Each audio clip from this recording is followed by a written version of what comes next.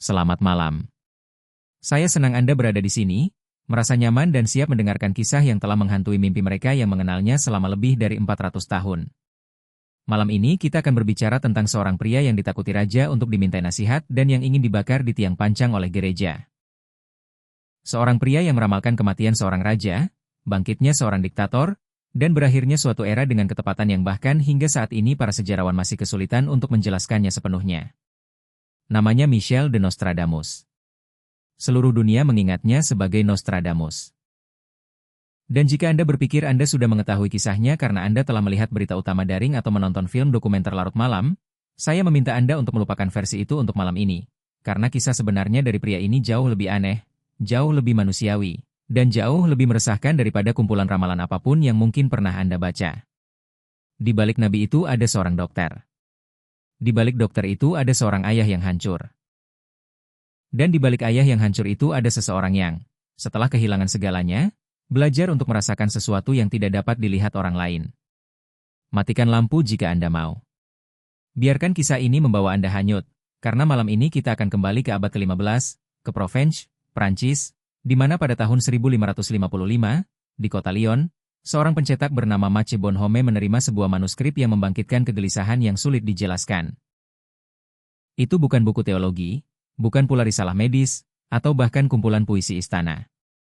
Itu adalah sesuatu yang tanpa preseden jelas di toko buku Eropa. Bait 4 baris, stanza 4 baris yang ditulis dalam campuran bahasa Prancis kuno, Latin, Yunani, dan Provencal yang membuat pembacaan langsung hampir mustahil. Penulisnya adalah seorang dokter dari Salon de Provence bernama Michel de Nostradamus. Dan buku itu berjudul Les Prophéties, Nubuat. Bonhomme menerbitkannya. Kita tidak tahu pasti apakah dia melakukannya karena keyakinan, rasa ingin tahu semata, atau karena dia percaya buku itu akan laris. Di era ketika almanak astrologi dan buku-buku tentang keajaiban adalah hal biasa di toko buku Eropa manapun. Namun, yang tercatat adalah bahwa buku itu terjual dengan kecepatan yang tidak pernah dibayangkan oleh pencetak maupun penulisnya sendiri. Dalam beberapa minggu, salinannya beredar di Paris, Bordeaux, dan Toulouse. Beberapa bulan kemudian, buku itu sampai ke istana-istana di seluruh Eropa karena desas-desus mulai menyebar. Desas-desus tentang apa yang telah dilihat orang ini. Desas-desus tentang ramalan yang berbicara tentang raja-raja yang telah mati, kota-kota yang dilalap api, dan perang yang bahkan belum dimulai. Apa yang ditemukan oleh mereka yang membuka buku itu? Mereka menemukan bait-bait seperti ini, bait ke-10 dari abad pertama, yang ditulis dengan bahasa yang sengaja samar yang selalu digunakan Nostradamus, sehingga akan ditempatkan di dalam sangkar besi. Raja tua akan jatuh, bukan oleh rakyatnya, tetapi oleh seorang pemuda ganas yang akan membuatnya menangis lama di dalam sangkar emas. Pembaca abad ke-15 tidak tahu apa yang harus mereka pahami dari bait-bait itu. Pembaca abad ke-20 percaya bahwa mereka melihat di dalamnya kematian Raja Henry II dari Prancis, yang secara tidak sengaja terbunuh dalam sebuah turnamen oleh seorang saingan muda. Para pembaca abad ke-21 akan menemukan interpretasi yang sama sekali berbeda. Ambiguitas ini, yang sebagian orang anggap sebagai kelemahan dan sebagian lainnya sebagai kecerdasan yang diperhitungkan, terletak di jantung misteri Nostradamus. Tetapi ada ramalan yang tampaknya jauh lebih sulit untuk dijelaskan hanya sebagai ambiguitas. Bait Februari 24 berbicara tentang seorang pria hebat yang lahir di Gaul, berasal dari keluarga sederhana, yang akan membangun kekaisaran baru di Eropa Utara. Mereka yang membacanya pada akhir abad ke-18 melihatnya sebagai Napoleon Bonaparte, yang lahir di Korsika, dari keluarga sederhana, dan pembangun kekaisaran yang akan mendominasi Eropa. Bait Maret 35 menyebutkan seorang pemimpin hebat berambut gelap yang akan datang dari timur, menempatkan salib di Panji, dan menghancurkan 1000 bangsa. Sejarawan abad ke-20 mengaitkannya dengan Adolf Hitler, yang lahir di Austria dan bertanggung jawab atas pemberlakuan swastika pada bendera Jerman. Bait ke-10 hingga ke-72 berbicara tentang sebuah kota besar yang terbakar oleh api dari surga pada bulan ke-7 tahun 1999. Beberapa orang mengaitkannya dengan serangan 11 September 2001, menyesuaikan tanggal dan detail dengan fleksibilitas yang oleh para skeptis dianggap sebagai masalah utama dalam semua interpretasi semacam itu. Apakah ini penglihatan yang otentik? Atau hanya sistem penulisan yang begitu ambigu sehingga setiap peristiwa sejarah besar dapat masuk ke dalam salah satu dari 353 baitnya? Pertanyaan ini tetap tak terjawab selama 4 abad. Dan untuk mendekatinya, kita perlu memahami orang yang menulisnya. Kita perlu tahu dari mana dia berasal, apa yang telah hilang darinya, apa yang telah dipelajarinya, dan apa yang terjadi dalam pikirannya sehingga seorang dokter provinsi menjadi nabi paling terkenal di Barat. Untuk itu, kita harus melakukan perjalanan ke Provence, Prancis, pada tahun 1503, di mana sebuah keluarga menyembunyikan rahasia yang dapat mengancam nyawa mereka. Michel de Nostredame lahir pada tanggal 14 Desember 1503, di Saint-Rémy de Provence Nostredame, sebuah kota kecil di Prancis Selatan yang dikelilingi oleh kebun zaitun dan ladang lavender, adalah anak tertua dari 5 bersaudara. Ia adalah putra seorang notaris bernama Jaume de Nostredame dan cucu dari pihak ibu seorang pria bernama Jean de Saint-Rémy. Kakeknya ini akan menjadi salah satu tokoh terpenting dalam perkembangan intelektual Michel muda. Ia adalah dokter pribadi Raja Renei dari Provence, seorang pria berbudaya dan poliglot, yang sangat berpikiran terbuka untuk zamannya. Tetapi ia juga menyimpan rahasia yang, di Eropa abad ke-16, dapat berarti kematian. Keluarga Nostredame adalah Yahudi. Tentu saja, tidak secara terbuka. Hal itu mustahil di Prancis selama beberapa dekade. Mereka telah berpindah agama ke Katolik dalam keadaan yang tidak sepenuhnya dijelaskan oleh dokumen sejarah, meskipun para sejarawan menghubungkan mereka dengan pemaksaan konversi yang dialami oleh komunitas Yahudi di Provence selama abad ke-15. Mereka adalah conversos, atau seperti yang disebut oleh Inkuisisi Spanyol, marranos, sebuah istilah yang syarat dengan penghinaan yang digunakan untuk merujuk pada orang Yahudi yang berpindah agama yang iman Kristennya selalu dipandang dengan curiga oleh otoritas agama. Mereka hidup terjebak di antara dua dunia. Dibaptis dan secara resmi beragama Katolik, namun membawa warisan budaya dan spiritual yang tidak pernah bisa mereka hapus sepenuhnya, dan setiap kecaman terhadapnya dapat menjadi alasan untuk penganiayaan. Dalam suasana kerahasiaan yang terus-menerus ini, kakek nenek Michel membuat keputusan yang akan sangat memengaruhi masa kecilnya. Mereka mendidiknya sendiri dengan pengetahuan yang tidak akan berani diberikan oleh guru sekolah negeri manapun. Kakeknya, Jean, mengajarinya bahasa Latin, Yunani, Ibrani, dan matematika, tetapi ia juga mewariskan kepadanya kebijaksanaan dari tradisi intelektual Yahudi, yang di Eropa Kristen abad ke-16 dianggap berbahaya, astrologi, Kabbalah, Hermetisme, dan metode alegoris dalam menafsirkan teks-teks suci yang dikembangkan selama berabad-abad oleh para sarjana Yahudi abad pertengahan. Michel belajar di malam hari di ruang kerja kakeknya, mengetahui bahwa itu berharga justru karena dilarang. Kehidupan ganda ini, perbedaan antara apa yang dapat dikatakan di depan umum dan apa yang harus tetap tersembunyi, meninggalkan bekas permanen pada cara berpikirnya. Ia belajar sejak usia sangat muda bahwa pengetahuan yang berbahaya membutuhkan topeng, bahwa kebenaran yang terlalu lugas dapat membunuh Anda, dan bahwa ada cara berbicara yang memungkinkan mereka yang ingin memahami untuk menangkapnya sambil mengabaikan mereka yang tidak ingin memahami.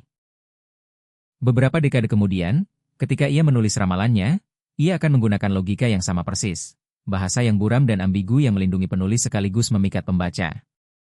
Itu bukan kecelakaan gaya. Itu adalah strategi yang dipelajari sejak kecil. Anak laki-laki itu mempelajari dua hal yang tidak akan pernah ia lupakan, bahwa pengetahuan dapat menyelamatkan hidup Anda dan bahwa pengetahuan juga dapat menghancurkannya. Semuanya tergantung pada bagaimana Anda mengungkapkannya. Pada tahun 1519, di usia 16 tahun, Michel de Nostredame dikirim ke Universitas Avignon untuk belajar ilmu humaniora. Pada tahun 1522, ia masuk Fakultas Kedokteran di Montpellier, salah satu institusi kedokteran paling bergengsi di Eropa. Penerimaannya sangat ketat. Persyaratannya adalah penguasaan bahasa Latin dan Yunani, kemampuan matematika, dan pikiran yang disiplin untuk studi sistematis. Michel diterima tanpa kesulitan. Para profesornya menganggapnya sangat siap untuk usianya sejak awal. Namun, karir akademiknya tiba-tiba terhenti sebelum ia lulus. Pada tahun yang sama, epidemi wabah pes melanda Prancis Selatan dengan dahsyatnya, yang oleh para penulis sejarah digambarkan sebagai apokaliptik. Michel kemudian membuat keputusan yang tidak ditemukan dalam buku teks universitas manapun. Ia untuk sementara meninggalkan studinya dan terjun langsung untuk memerangi penyakit tersebut, berkeliling dari kota ke kota dengan metode yang telah ia kembangkan sendiri, metode yang sangat berbeda dari pengobatan galenik yang diajarkan di universitas. Sementara pengobatan resmi merekomendasikan pengeluaran darah, pembersihan, dan istirahat total, Michel menggunakan ramuan herbalnya sendiri, bersikeras untuk ventilasi ruangan, membuang mayat yang terkontaminasi, dan menghindari kontak dengan instrumen kotor yang digunakan oleh dokter lain. Hasilnya secara mengejutkan lebih baik daripada banyak koleganya. Ketika ia kembali ke Montpellier pada tahun 1529 untuk menyelesaikan studinya dan memperoleh gelar doktornya, ia menemukan masalah yang tidak pernah diperingatkan oleh siapapun. Selama tahun-tahun praktik kelilingnya, ia telah bekerja sebagai apoteker, menyiapkan dan menjual obat-obatannya sendiri. Dan di Montpellier, itu menjadi alasan untuk pengusiran. Dekan menuntut agar dia meninggalkan metodenya atau meninggalkan institusi tersebut. Michel memilih untuk pergi. Dia sudah memiliki cukup pengalaman praktis untuk berpraktik kedokteran. Yang kurang darinya adalah dukungan resmi yang, di Eropa abad ke-16, memisahkan reputasi dari keterpinggiran. Tak lama kemudian, dia diterima kembali berkat seorang profesor yang mengenali bakat dalam dirinya yang terlalu berharga untuk hilang. Dia lulus dengan cepat dan mulai berpraktik. Di Agen, dokter dan humanis Jules César Scaliger menyambutnya sebagai kolega. Di sana ia bertemu dengan wanita yang akan dinikahinya pada tahun 1531. Kita tidak mengetahui nama lengkapnya dengan pasti. Dokumen-dokumen hanya menyebutnya sebagai Henriette. Menurut beberapa referensi yang masih ada, ia adalah seorang wanita muda dari keluarga baik-baik yang segera menjadi ibu dari 2 anak yang namanya juga telah hilang dalam sejarah. Michel de Nostredame, yang baru berusia 30 tahun, tampaknya ditakdirkan untuk kehidupan yang terhormat dan damai. Praktik kedokteran yang berkembang, keluarga, pengakuan profesional, dan stabilitas. Dan kemudian wabah penyakit itu tiba. Bukan di kota, melainkan di rumahnya sendiri. Pada tahun 1534, sementara Michel berpraktik kedokteran dengan prestisi yang meningkat di Agen, wabah penyakit itu kembali ke Prancis Selatan. Kali ini bukan epidemi yang jauh yang membutuhkan bantuannya di kota-kota lain. Kali ini wabah itu menyerang langsung rumahnya. Pertama, istrinya jatuh sakit. Kemudian kedua anaknya yang masih kecil. Michel, pria yang telah menyelamatkan ratusan korban penyakit yang sama, tidak mampu menyelamatkan 3 orang yang paling dicintainya. Ia kehilangan mereka dalam hitungan hari, mungkin hanya dalam 1 minggu. Serangkaian kematian yang dapat dibayangkan siapapun, tetapi jika terjadi 3 kali dalam waktu sesingkat itu, menyebabkan semacam kehancuran batin yang tidak dapat digambarkan secara akurat oleh bahasa apapun. Dampak tragedi itu menandai semua yang terjadi setelahnya. Bukan hanya rasa sakit karena duka cita, meskipun rasa sakit itu pasti tak tertahankan. Itu juga merupakan runtuhnya identitas terdalamnya. Ia adalah dokter yang berhasil memerangi wabah ketika orang lain gagal. Ia telah mengorbankan karirnya untuk menghadapi penyakit itu. Ia telah menciptakan metodenya sendiri. Ia telah menentang pengobatan resmi. Namun ia tidak dapat menyelamatkan keluarganya sendiri. Itu adalah kegagalan yang tidak hanya melukai. Itu adalah kegagalan yang menghancurkan gagasan tentang siapa dirinya. Konsekuensi praktisnya sangat cepat. Di Eropa abad ke-16, jika keluarga seorang dokter meninggal karena penyakit yang ia klaim dapat diobati, itu hampir merupakan argumen yang menentang kompetensi profesionalnya. Pasiennya mulai menjauhinya. Rekan-rekannya berhenti merekomendasikannya. Ayah mertuanya memulai proses hukum untuk mendapatkan kembali mahar, dengan dingin mengklaim bahwa perjanjian tersebut telah dibatalkan karena kematian istrinya. Michel kehilangan praktik hukumnya, kehilangan uang, kehilangan prestise, dan juga kehilangan persahabatan dengan mentornya, Scaliger, dalam keadaan yang tidak pernah sepenuhnya dijelaskan. Pada usia 31 tahun, ia telah kehilangan keluarga, reputasi, stabilitas keuangan, dan koneksi intelektual. Dan kemudian ia melakukan sesuatu yang akan menentukan sisa hidupnya. Ia menghilang. Bukan secara metaforis. Secara fisik. Ia meninggalkan Agen, meninggalkan Prancis Selatan, dan memulai perjalanan panjang hampir 10 tahun yang hanya menyisakan sedikit jejak sejarah. Kita tahu ia berada di beberapa kota di Prancis. Ada indikasi perjalanan ke Italia dan referensi samar tentang kontak dengan tokoh-tokoh yang terkait dengan pengetahuan non-ortodoks di Burgundi dan Iberia Utara. Tetapi tidak ada rekonstruksi lengkap tahun-tahun tersebut. Tidak ada yang mencatat secara akurat di mana Michel de Nostredame berada antara tahun 1534 dan 1545. Kita hanya tahu bahwa ketika ia kembali, ia bukan lagi orang yang sama. 10 tahun perjalanan Nostradamus mungkin merupakan periode paling misterius dan menentukan dalam seluruh hidupnya. Tidak ada catatan yang dapat diverifikasi tentang tahun-tahun tersebut, hanya fragmen-fragmen yang tersebar dalam surat-surat selanjutnya, referensi tidak langsung, dan kiasan oleh Nostradamus sendiri yang menyiratkan lebih banyak daripada yang dijelaskan. Dari fragmen-fragmen ini, Para penulis biografi telah menyusun rekonstruksi yang sangat beragam tergantung pada tingkat skeptisisme atau kepercayaan mereka dalam menafsirkan materi tersebut. Yang tampaknya terdokumentasi adalah bahwa Michele terus mempraktikkan pengobatan keliling selama sebagian waktu itu. Terdapat catatan tentang kehadirannya di Marseille, Bordeaux, dan Toulouse, menangani epidemi wabah dengan metode yang terus terbukti lebih efektif daripada pengobatan resmi. Pada tahun 1545, ia membantu mengendalikan epidemi di Marseille, dan tahun berikutnya ia dipanggil ke Aix-en-Provence untuk memerangi wabah dahsyat lainnya. Ketenarannya sebagai dokter wabah tidak pernah sepenuhnya pudar. Ia tetap menjadi orang yang tahu bagaimana menghentikan penyakit ketika orang lain gagal. Namun selain pengobatan, tahun-tahun itu tampaknya telah membawanya lebih dekat dengan tradisi pengetahuan yang tidak termasuk dalam kurikulum universitas manapun. Beberapa penulis biografi menunjukkan bukti kontak dengan kalangan alkimia di Lyon dan Bordeaux, tempat alkimia memadukan kimia primitif, filsafat hermetik, dan praktik esoteris di bawah naungan bangsawan tertentu. Ada juga kemungkinan bahwa ia terhubung kembali dengan tradisi kabalistik yang diwarisi dari kakek neneknya, yang masih hidup secara diam-diam di beberapa komunitas Yahudi di Prancis Selatan dan Italia Utara. Dan mungkin yang terpenting, ada apa yang diisyaratkan oleh Nostradamus sendiri beberapa kali tanpa pernah menggambarkannya dengan cukup jelas untuk diverifikasi. Sekitar waktu itu, ia mulai mengalami penglihatan. Bukan mimpi biasa, tetapi sesuatu yang berbeda. Gambar-gambar yang muncul dalam keadaan antara tidur dan bangun, dengan tingkat detail dan kejelasan yang membedakannya dari imajinasi biasa. Adegan-adegan dari masa yang belum pernah ia alami. Mungkin itu adalah halusinasi yang lahir dari trauma dan kelelahan. Mungkin hasil dari praktik meditasi yang dipelajarinya selama perjalanannya. Atau mungkin, seperti yang akhirnya ia yakini, sesuatu yang jauh lebih aneh. Ketika ia kembali ke Provence pada tahun 1545, ia membawa serta semua yang telah dipelajarinya selama 1 dekade pencarian dan keyakinan bahwa ia harus mengubahnya menjadi sesuatu yang konkret. Pada tahun 1547, ia menetap secara permanen di Salon de Provence, sebuah kota berukuran sedang yang menawarkan kepadanya persis apa yang dibutuhkannya. Anonimitas relatif, cukup banyak pasien untuk praktik kedokteran, dan jarak dari pusat-pusat akademik utama tempat masa lalunya terlalu dikenal. Pada tahun yang sama, ia menikahi seorang janda bernama Anne Ponsarde, yang akan melahirkan 6 anak baginya dan mengelola rumah tangga dengan cukup efisien sehingga Michel dapat mendedikasikan malam-malamnya untuk apa yang mulai ia anggap sebagai panggilan sejatinya.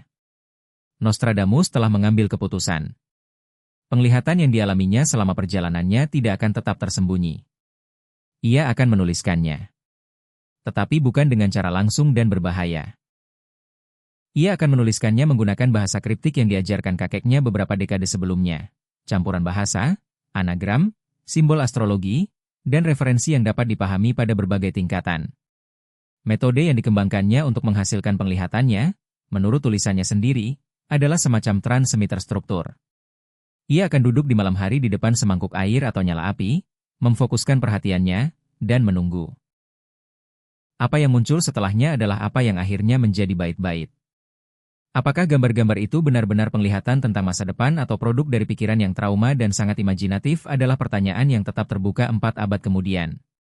Yang tak terbantahkan adalah bahwa prosesnya sistematis, disiplin, dan dapat diulang. Nostradamus juga tidak menyusun bait-bait tersebut secara kronologis. Ia sengaja mencampur adukan ramalan-ramalan tersebut, bergantian menampilkan visi dari berbagai era tanpa memberikan petunjuk yang jelas mengenai periode mana masing-masing visi itu berasal.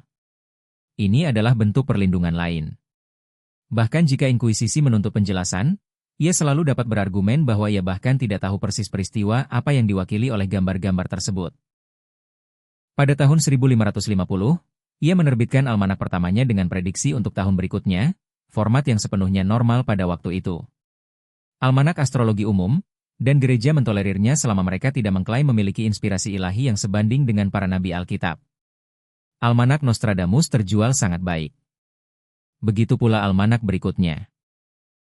Dan akhirnya, pada tahun 1555, dengan bertahun-tahun mengumpulkan bait-bait dan didukung oleh keberhasilan almanaknya, ia menerbitkan di Lyon buku yang akan mengubah hidupnya selamanya dan terus memikat pembaca berabad-abad setelah kematiannya.